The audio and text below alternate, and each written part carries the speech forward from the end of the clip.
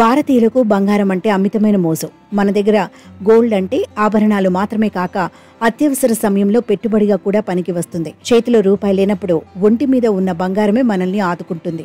Gold తీసుకెళ్లి బ్యాంకులు, Muthoot finance, Manappuram వంటి నాన్ బ్యాంకింగ్ ఫైనాన్షియల్ సంస్థల్లో తాకట్టు పెట్టి లోన్ తీసుకుంటాం. అయితే బంగారం మీద లోన్ ఇచ్చే అంశంలో బ్యాంకుల కన్నా ప్రైవేట్ సంస్థలే కాస్త అధిక మొత్తంలో డబ్బులు ఇస్తాయి. అయితే ఇంట్రెస్ట్ రేట్ కూడా భారీగానే ఉంటుంది. పైగా ప్రతి నెల వడ్డీ కట్టాలి. లేట్ అయితే ఛార్జీలు పెరుగుతాయి. అన్నింటికి తోడు నిర్ణీత కాలంలోపు బంగారాన్ని విడిపించుకోకపోతే వేలం వేస్తారు. ఈ క్రమంలో ఆర్బీఐ వీటికి కీలక సూచనలు చేసింది.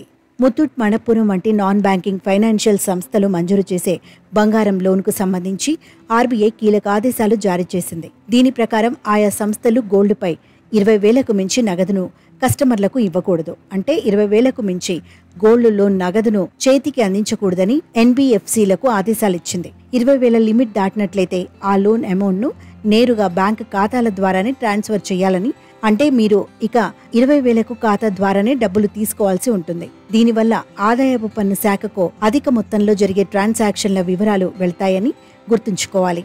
ఆదాయపు పన్ను చట్టం 1961లోని సెక్షన్ 269 SS రూల్స్ ప్రకారం ఈ ఆదేశాలు జారీ చేసినట్లు ఆర్బీఐ తెలిపింది.